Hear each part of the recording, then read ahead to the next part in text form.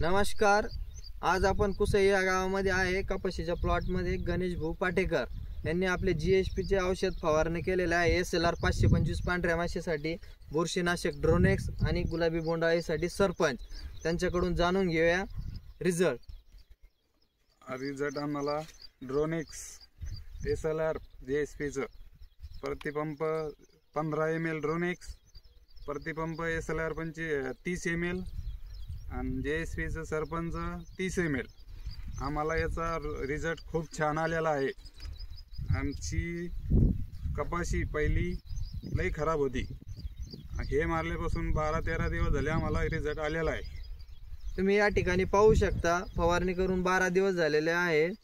म्हणजे शेंडा पण एकदम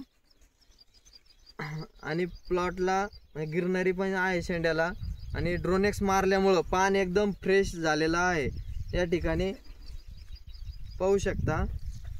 पांढऱ्या माशीसाठी SLR 525 प्रति लिटर 2 ml, बुरशीनाशक प्रति लिटर 1 ml आणि सरपंच गुलाबी बोंडअळीसाठी प्रति लिटर 2 ml या ठिकाणी फवारणी केलेली आहे.